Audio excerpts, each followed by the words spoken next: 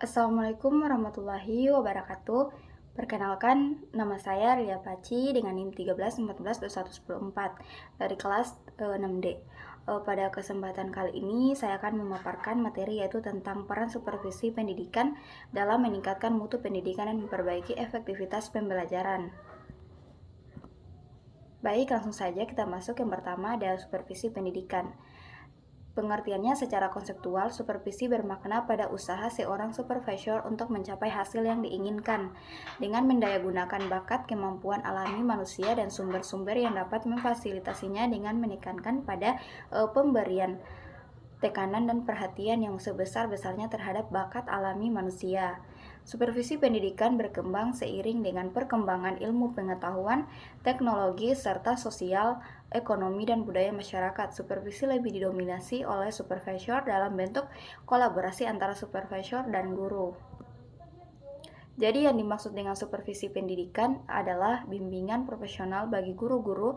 Bimbingan profesional yang dimaksudkan adalah segala usaha yang memberikan kesempatan bagi guru-guru untuk berkembang secara profesional sehingga mereka lebih maju lagi dalam melaksanakan tugas pokoknya, yaitu memperbaiki dan meningkatkan proses belajar siswa. Supervisi pendidikan bertujuan untuk meningkatkan kemampuan profesional dan teknis bagi guru, kepala sekolah, dan personel sekolah lainnya agar proses pendidikan di sekolah lebih berkualitas. Dalam mekanismenya, supervisi pendidikan dilakukan atas dasar kerjasama dan caranya lebih manusiawi.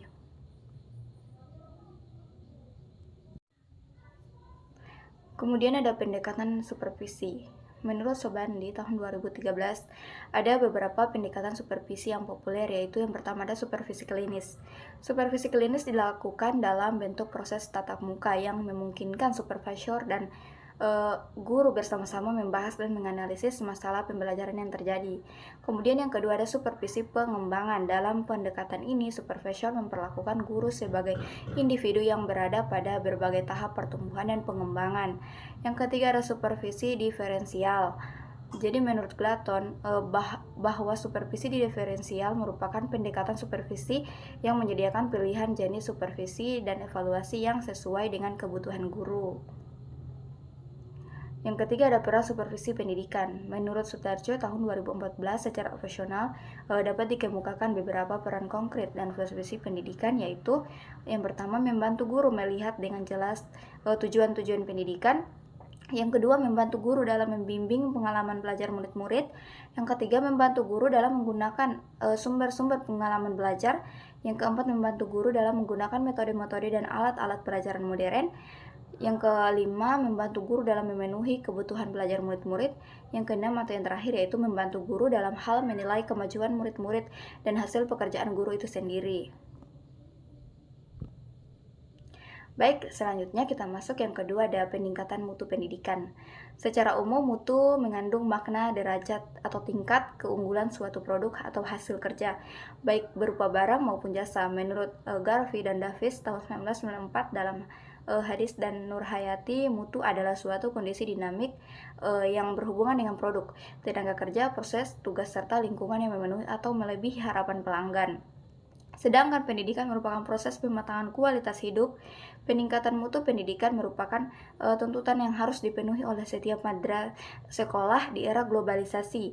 Peningkatan mutu harus bertumbuh pada lembaga pendidikan untuk secara terus-menerus dan berkesinambungan guna meningkatkan kapasitas dan kemampuan organisasi guna memenuhi tuntunan dan kebutuhan peserta didik dan masyarakat.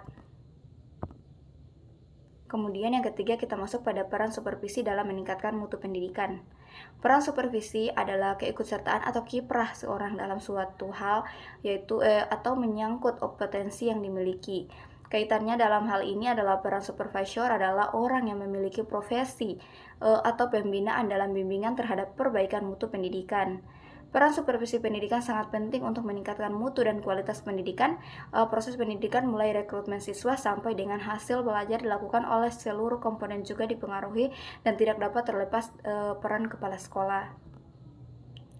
Jadi Peran supervisi pendidikan ini menjadi penentu kualitas dari seorang guru untuk menstimulasi, mengkoordinasi, dan membimbing secara kontinu pertumbuhan dan perkembangan potensi yang mereka miliki di sekolah, baik secara individual maupun secara kolektif, agar lebih mengerti dan lebih efektif dalam mewujudkan seluruh fungsi pengajaran serta mampu mengembangkan proses pendidikan yang lebih baik.